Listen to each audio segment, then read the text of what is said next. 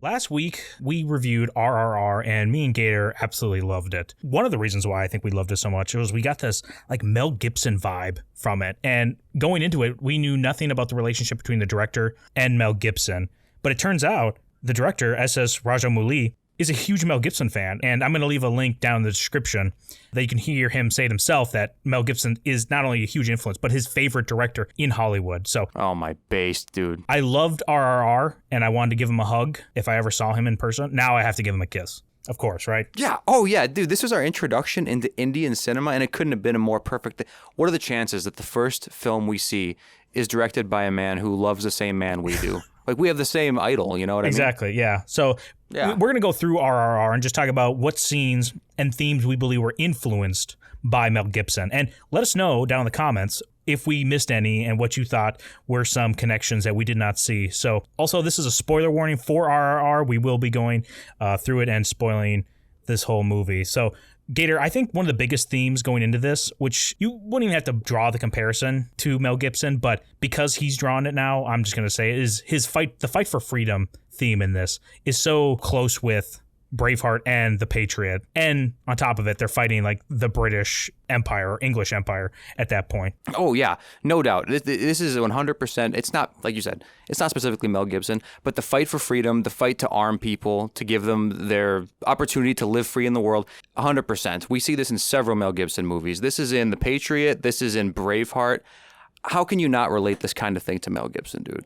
It's perfect. I guess I can see why Rajamouli loves Mel Gibson after he basically puts on this British Empire massacre porn for Indian people to watch, you know? Yeah.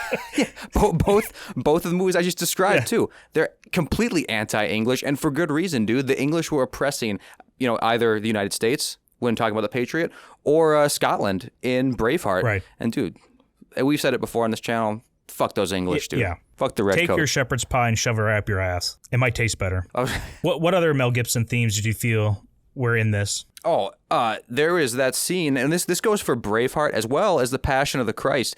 There is torture. There's torture in both of those movies, extensive torture on Mel Gibson in Braveheart. I think they tried to draw and quarter him, or they threatened to. You know what I'm talking about, that scene? Mm-hmm. Yep. Yeah. And then also in The Passion, we talk about Jesus getting unbelievably tortured. That's the extended scene where Beam is getting whipped and basically humiliated in front of all those people, man. Very difficult to watch, and I definitely get vibes from both of these Mel Gibson movies. The only thing missing, of course, is the musical number that Beam gives to draw a comparison. But yeah, what do you think about that? Yeah, no, I totally agree. I thought exactly when Beam was not letting his knees touch the ground and he was like refusing to break to the English that I thought, or English or British at that time, whatever, that I thought of William Wallace as he was offered the chance to like, hey, here, we're going to kill you, but we can make it a painless death. I forgot what they make him try to say, but then instead he yells freedom. Yeah.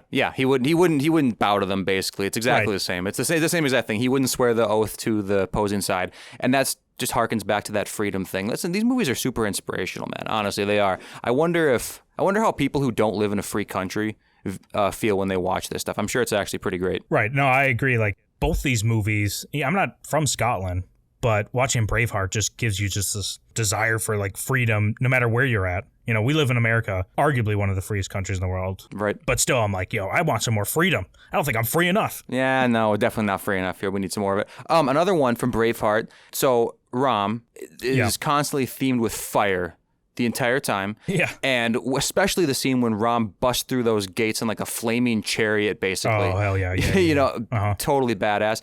It's not extremely similar, but it reminds me of in Braveheart when they take that massive battering ram and bust down those gates. It's flaming, you know what I'm talking about? Yeah. There's a lot of flames with William Wallace. Oh, yeah. Well, there are, William Wallace, many scenes, I wouldn't say he's associated with fire like Ram is, but it's definitely a tool in his arsenal, man. It's right up my alley.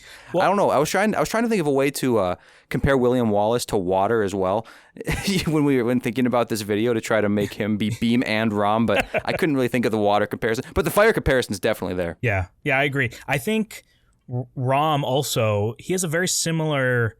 He's more of a good... Ram's a good guy, but he has a similar kind of backstory or tactic he has with addressing the British as Robert the Bruce does in Braveheart, where he's like, okay, I'm going to kind of bend the knee a little bit to the overlords here to then undermine them later, because then at the end, Robert the Bruce, even though he turned in William Wallace, whatever, he comes back in the end and frees Scotland, right? So Rom has that kind of aspect to him, and I'm not sure how much of that is actually Rom's backstory in real life and how it was played, but this whole story is fictional, the Rom and Beam relationship. So for them to intertwine it like that, him betraying his friend, is definitely, I feel like, is Robert the Bruce a little bit. I totally get that. Yep, I totally understand that too. All right, so listen, there's just, right now in my mind, there's a specific scene in The Patriot that calls out to me. And this isn't a Mel Gibson scene, but it's a whole thing. It's got Mel Gibson written all over it, Patriot does. The scene where, I can't remember who is the one doing the shooting, but shoots, I'm having trouble remembering the characters' names, doesn't matter, shoots one of the Americans, and Heath Ledger's character literally doesn't skip a beat. He walks around like a badass. He catches the gun that this guy inadvertently threw, or the musket that this guy inadvertently threw as he died, catches it, and then fires. Yep. Tell me that doesn't remind you of when the governor is ejected from his vehicle and he flies up and you think, oh shit, what's going to happen? Grabs that rifle masterfully and just aims and shoots, man. With precision, dead on precision too. I even feel like there's a scene later on in that forest where Rom does something very similar. I don't remember exactly. Yeah. No, I agree. It's over the top in RRR, but you can see even it is kind of a little over the top in The Patriot too. Like, why would you throw your rifle up like that? Well, it is. There's a few scenes that are over the top, like in The Patriot as well. That final scene where he ends up killing, I can't remember his name, but the main, is it Colonel Tavington? Okay, yeah. When you think he's gonna cut his head off with the sword or whatever, and he quickly dodges it last second and impales him, and then sticks the end of the musket right through his throat. Yeah. That is over the top. It is, but it's done super well. Another thing I think between The Patriot and RRR is all of the musket / old timey rifle play. I think there's just, I'm not sure if this is direct influence, to be honest with you. It just gave me those vibes.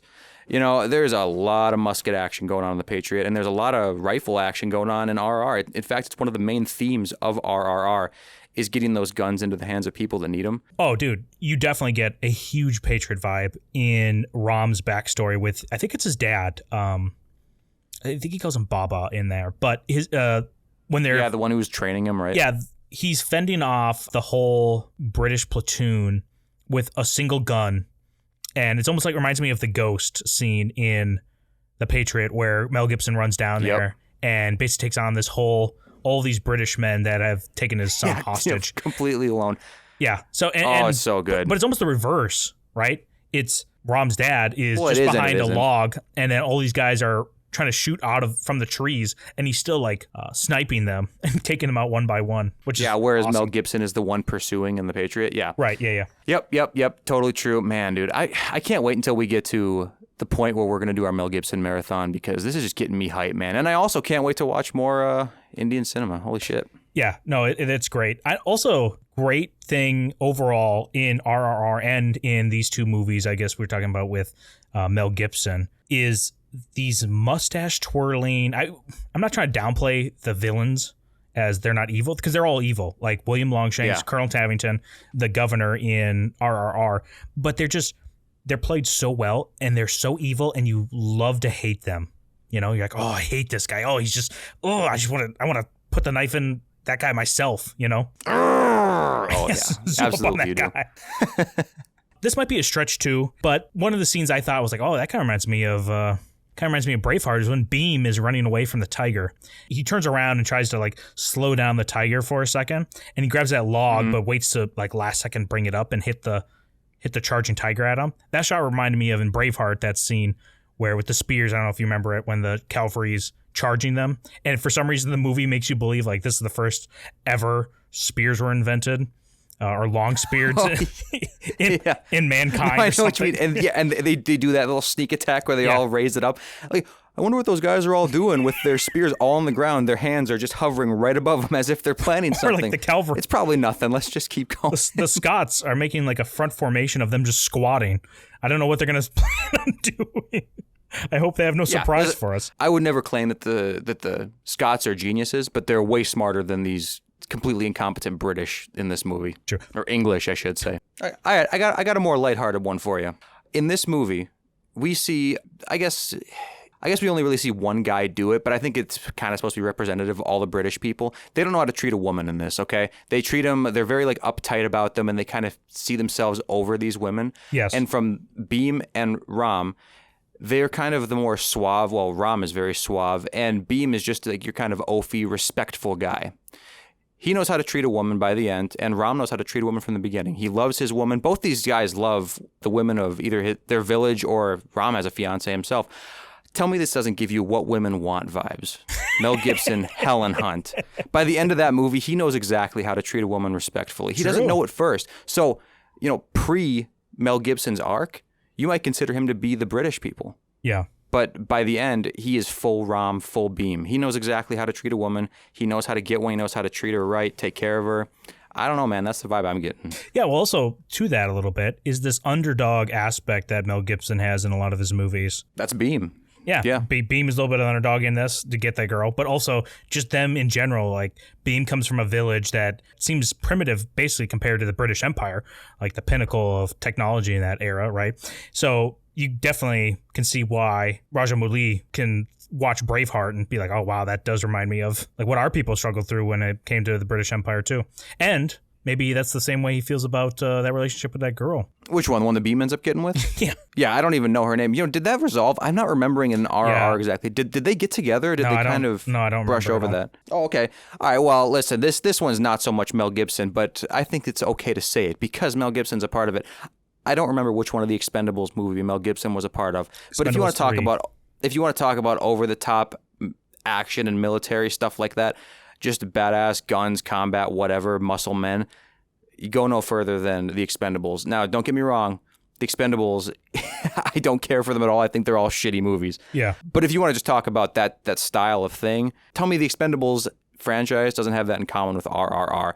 RRR executes it so much better. Yeah. Come on. That's a valid comparison, right? I mean, Mel Gibson's in Expendables 3. That counts. There definitely is a high testosterone in Expendables and also with RRR. RRR is not afraid to go like, hey, this man is oiled up. Like when Beam is bicep flexing that tiger down and you actually see all of his veins popping as if he's actually doing some feat of strength. Yeah, so it looks really, great. Yes.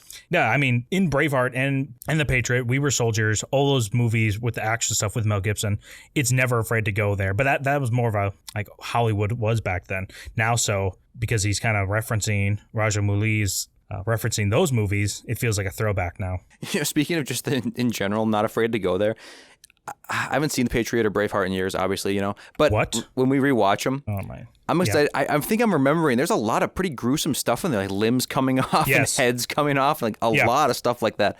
Much more so than we saw in RRR. I'm just kind of reminiscing about how intense those movies actually were. You wouldn't think so, man. They're pretty old. Well, some of it's really gruesome, but some of it's fun, where you're like looking at it, you're like, oh, wow.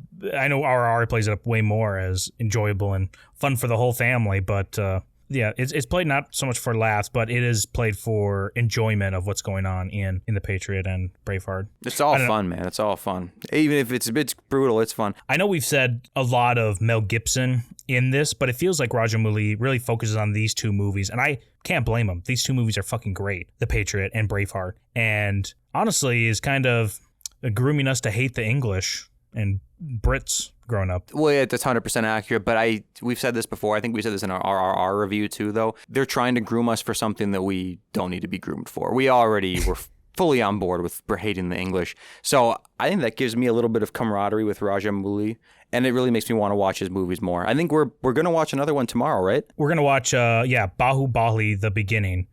I think we're going to watch this on Netflix, so we'll watch that and hopefully get a review out here soon. Oh, yeah. Dude, I'm pumped. If it's anything like RRR, I am ready for a wild ride. You know what I hope? I hope that when we watch this, because we kind of commented that RRR didn't have the best CG, but it had a lot of CG, animals and whatnot.